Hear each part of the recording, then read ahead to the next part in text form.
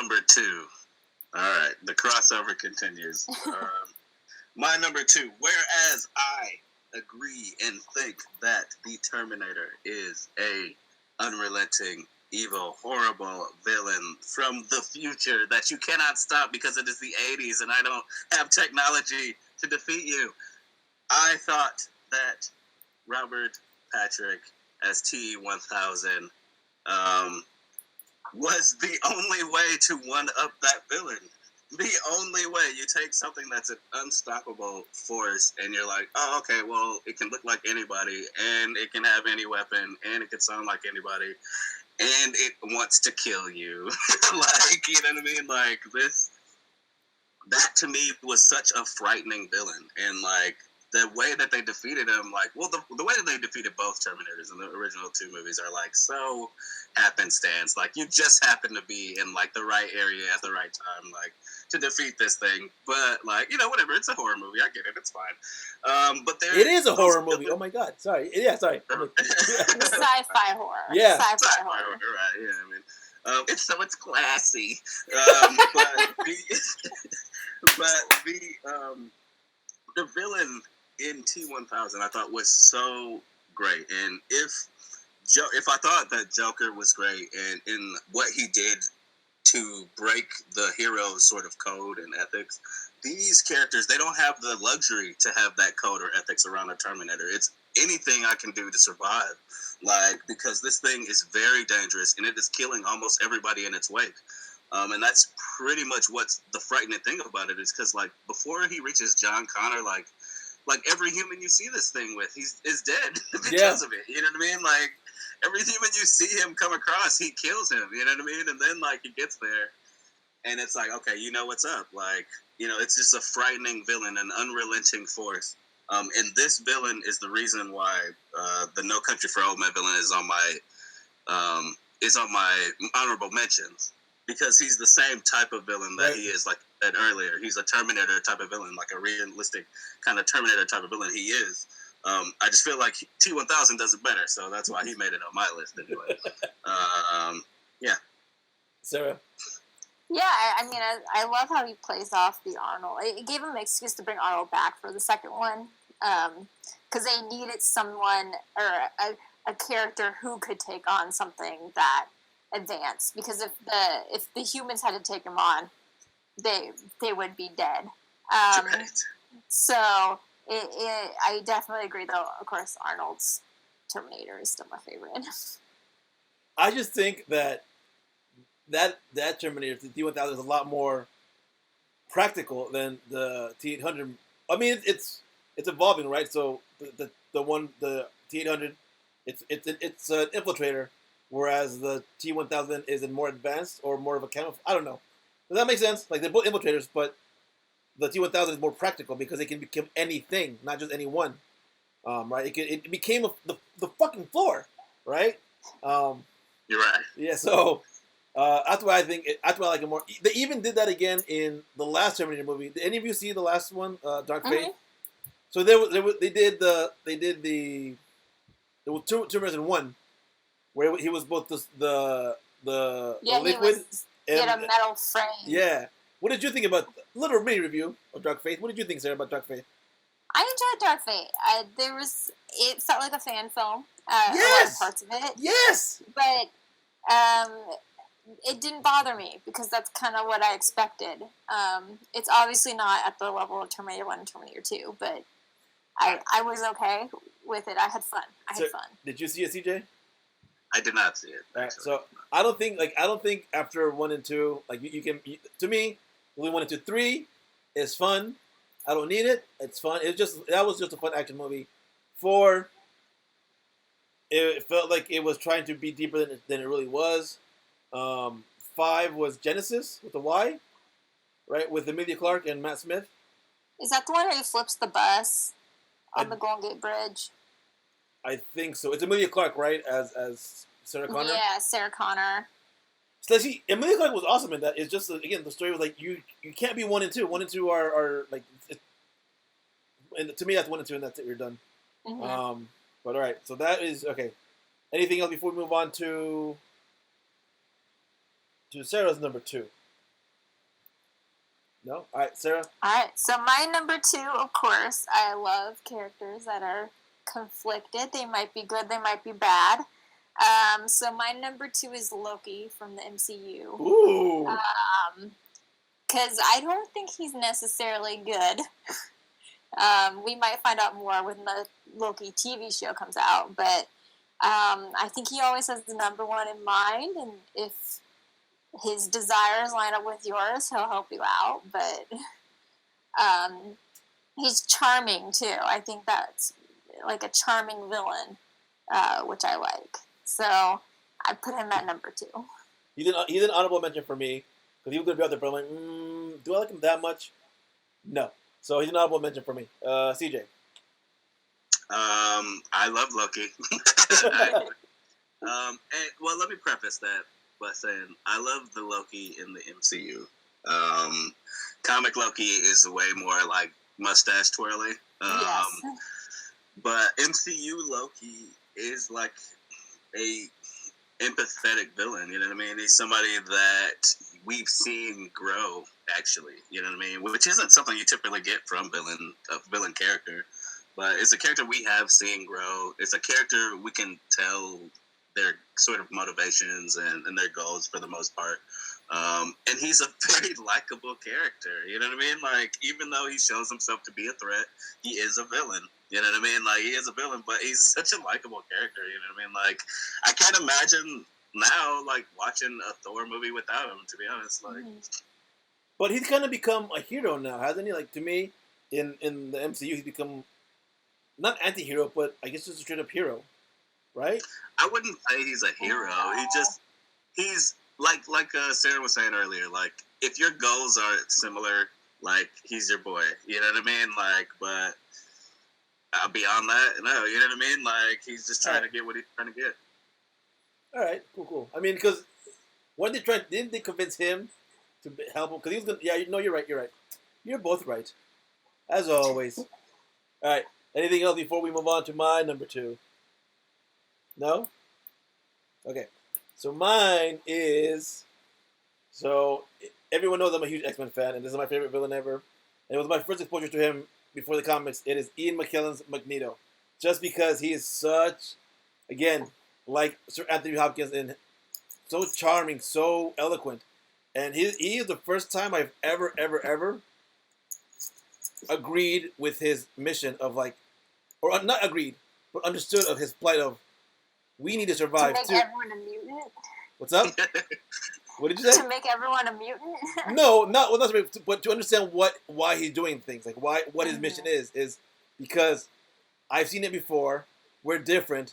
We're gonna be in camps. No, and the fact that he's a Holocaust survivor, to me, adds to that depth. I'm like, he's CJ and I have talked about it before, and this is old, but I remember seeing this when we were in high school, film school. Like, Professor X is Martin Luther King, and and Magneto is Malcolm X, and so they want the same goal, but through different means, right? And so that's why I was like, I have always understood and maybe I have cheered for Magneto a couple times. I'm like, yeah, get those human racist bastards. But yeah, that's my number 2, Magneto. Ian McKellen Magneto, not the other one. Although he's good too, but I prefer Ian McKellen Magneto. I would agree. Magneto is always one of my favorite villains. Period. He's like one of the only like cool villains in Marvel. Like in their comics. Like, I love Marvel. Don't get me wrong. I'm a huge Marvel fan, but like, I mean, like, there only a couple of their heroes have cool villains. You know what I mean? The rest of them are just like, who cares who you're fighting right now? But freaking Magneto is great, and I love him because of that. He is another one of those empathetic villains. Like you said, like, here's a villain where I completely understand why he's doing what he's doing. And if I were in his situation, I'd probably do the same thing. And if I were in his universe, I'd probably be following him, to be honest. Like, if I was a mutant and the world was like it is in the X-Men, and I heard these two messages, like, bro, I would say, dude, fuck Xavier, all right? Like, I'm going to Magneto. Like, he has my best interest at heart right now. Like, you know what I mean? Like, these humans are all pissed. They're all the same.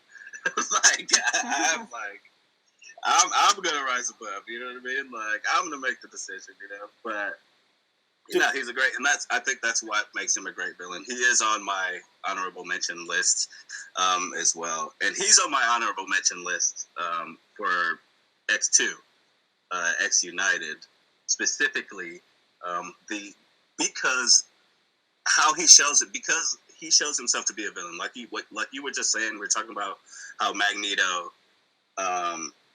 his reasoning, his mission is something that's believable. It's something that you could see yourself agreeing with.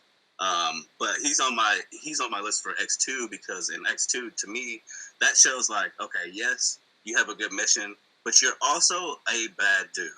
Yes. And I feel like this is perfectly exemplified in the climax of X2.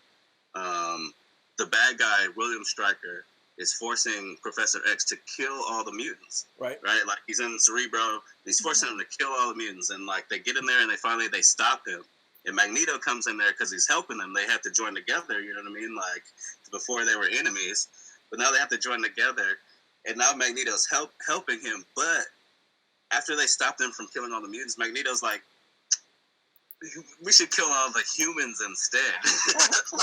And so he changes the machine, leaves Professor X trapped in there to force him to kill all the humans. And that moment is like, oh, okay, like yes, his motivations are sound, but he's a villain through and through. Like this dude is a bad dude. Like he didn't have to do that. He's choosing to do this, like to wipe them out right here. You know what I mean? And that's what like makes him a villain. You know. Thoughts, Sarah? Yeah, I mean, I definitely like Magneto. I think he's really cool. He has a really cool superpower too. And again, like you understand where he's coming from because he has been through the Holocaust and discrimination, and he just has a more extreme way of getting his views across. I do wish that in some of the X-Men movies there has been something with Asteroid M, because I think it's really cool that he just has like a space station like outside of Earth, but they've never have done anything with that. I don't know how they would do it without it being hokey. But... Have we seen that in the cartoons? I think we have we? Like either Evolution or... Yeah, but not in any of the... Live actions? The movies, the Hollywood movies, which I think it'd be so funny if suddenly he's like, come visit my asteroid. I mean, if they do that, they gotta do Utopia then at least, right? All right. So that is my number 2, Cool Cats and Kittens. TJ, your honorable mentions. All right. I'll just say a few. Because some of them we even went over already. But I'll mix in some that are like, I had like Captain Barbossa of Pirates of the Caribbean one. I loved his villain. I thought he had a great motivation. They just wanted to be normal again. You know what I mean? Like, also they're pirates, and you know who doesn't love ghost skeleton pirates? But you're in a ghost story. For the same reason that you would love, Nazi, Nazi anything, you know what I mean? Like freaking skeleton pirate, you know. Also, a movie that I used to love as a kid, Face Off. Oh, I used to love. Fan. I also love John Woo movies, and freaking Castor Troy, the villain of Face Off, played by Nicolas Cage and John Travolta, is.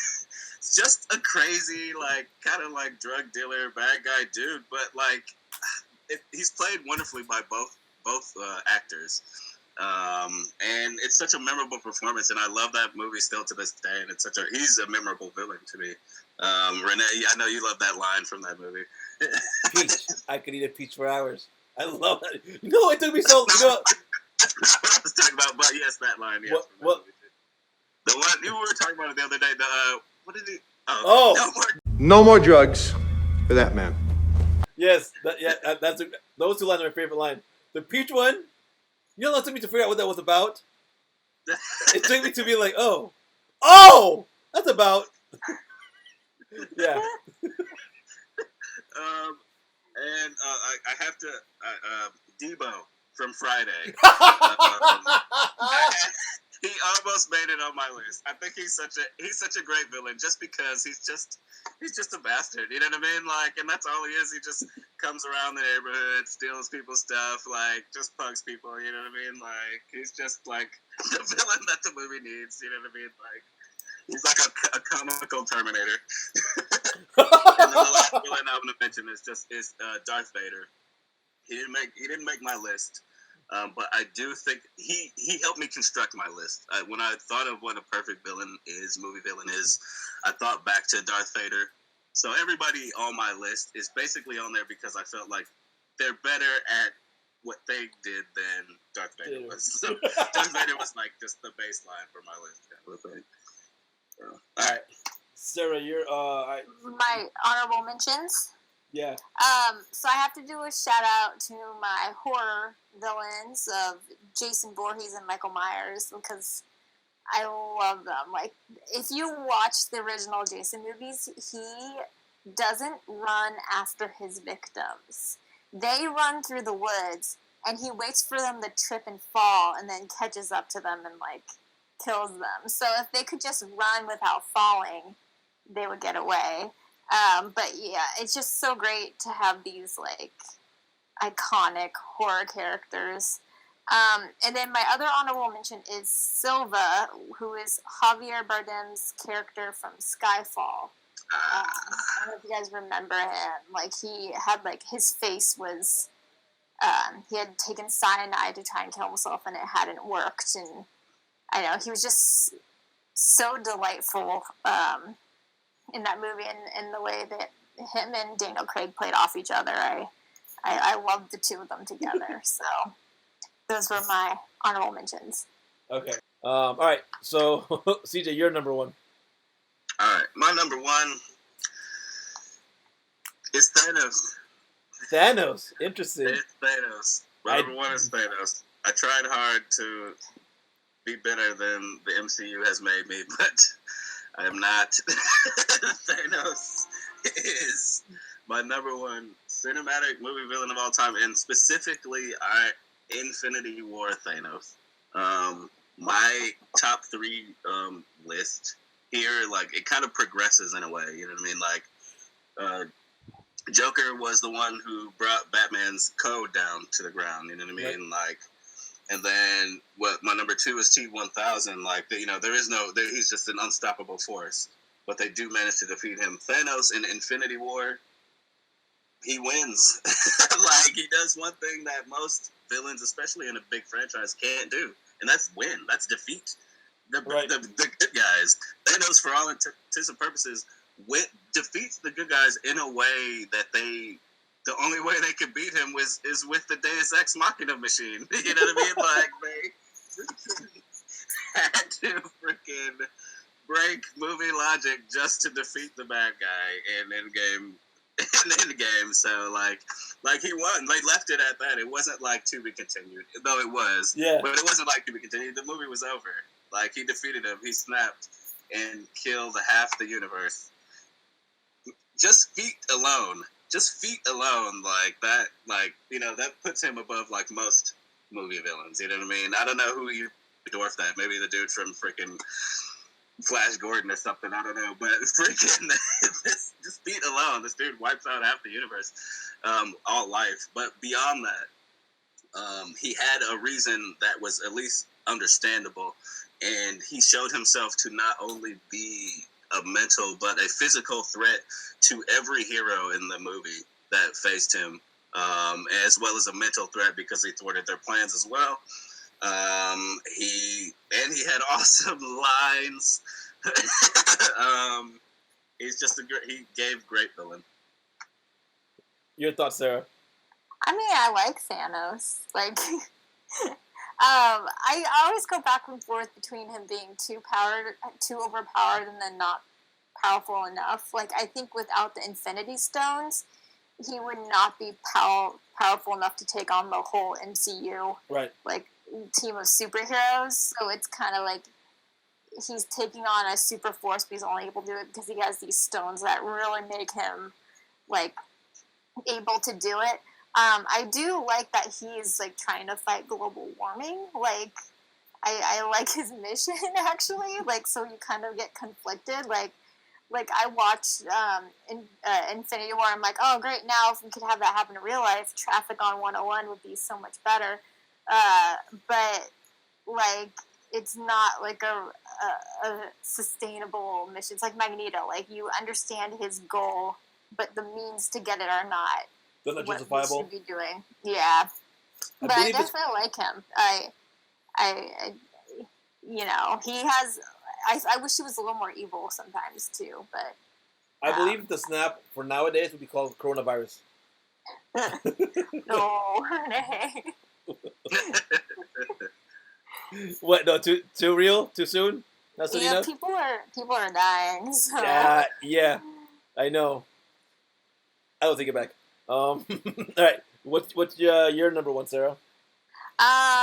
My number one is actually Darth Vader, of course. Like I had to bring it back to Star Wars. I love him because he is so like physically destroyed. Like he's like on a breathing machine. Like he has no hair. Like if you didn't have the suit, he'd be dead. Like, but he's still like this very ominous presence, especially among the people that work for him. Like they're obviously like terrified of him because he could just kill them with his mind. And again, I like villains that are conflicted. So at the end, he does something good to save his son, and I I I like that, like the ability to change over time in a villain. But yeah, I just he's like one of my original movie villains growing up on the Star Wars movies. So CJ, thoughts on Sarah's pick? Well, I mean, you heard me on my honorable mention. I think that Darth Vader is close to like a example of a perfect villain. That is pretty close to an example of a perfect villain. You know what I mean? You have a character who stands in opposition. He's simple. It's simple. You know what I mean? Like he's wearing all black. He's like his blade is red. You know what I mean? Like he's a.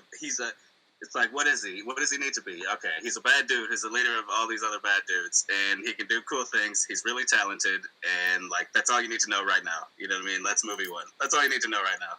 Like, and he's very effective, and it was very effective. You know what I mean? And he has a breathing issue that makes him scary to be around too. You know what I mean? Because that's just easy. You're just gonna be okay, just standing around someone who's breathing like that. No, it's gonna be freaking. Imagine if your boss was standing behind you, on the computer, and it just sounds like that. And you're just like, okay, like, dude, like, am I doing something wrong? Can I? Hey, Can I go to the bathroom? Anything? Can I just get out of this situation right now? It's awkward. All right. Darth Vader's. You know me. I'm more Star Trek than Star Wars fan. Darth Vader's. I didn't learn to appreciate Darth Vader till later in life. But I don't. I mean, to me, and lately, this is like I thought he was a villain until the prequels came out. I'm like, but is he a villain then? Because we see him as Anakin Skywalker. So does this add to his story? You know, like so he's really more of a sad protagonist. I don't know if I fully now. If it was just like I don't know if I make it so.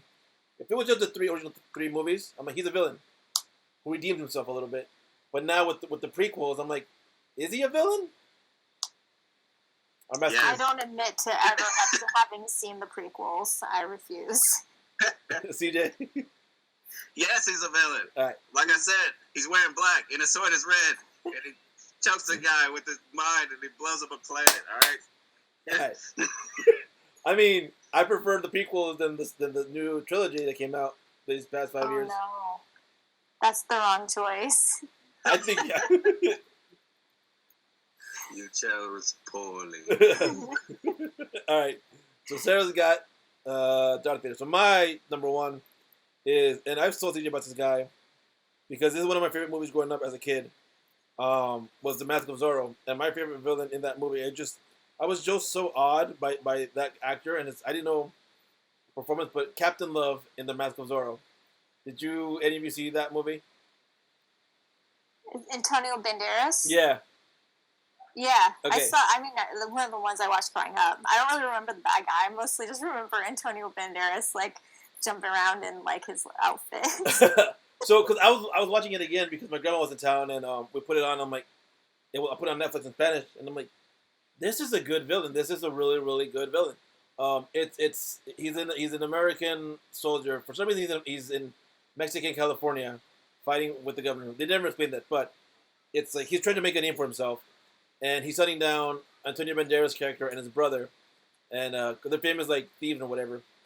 And he makes it personal, like, and he makes it very very personal between Antonio Banderas' character and himself, to the point when there's a scene in the movie where they come back from where they find these gold that they're gonna buy California for the Mexican army, Mexican government.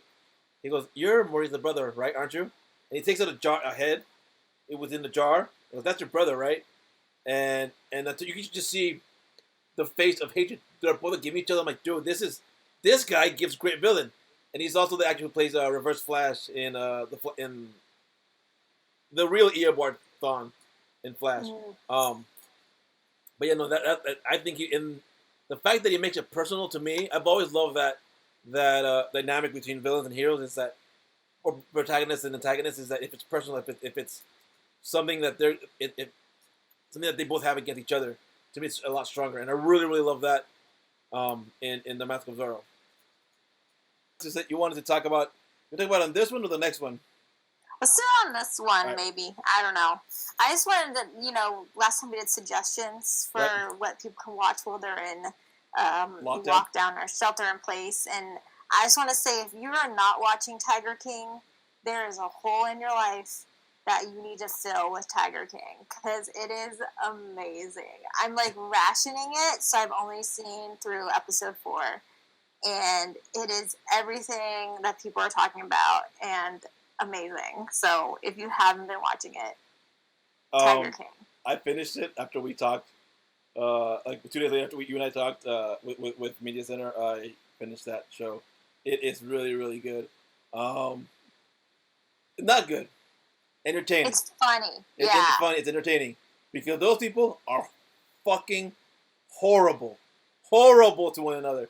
And then Joe Exotic, and then his straight gay men husbands is his 2 husbands. I don't like Carol Baskin though. I find her fascinating. You like her or don't like her? Well, I hate her. Like, I would not want to be friends with her or ever hang out with her, but I like watching her on television. So it's fun. It's interesting to say the least. CJ, what do you know about the Tiger King? Just beyond what you guys have been saying, I don't know much. I haven't watched it. It's on my queue or whatever, but I have not. All right, what do you recommend for the people to watch? My recommendation is it's on Amazon Prime for those of you who have that. Mm-hmm. It's called The Night Manager.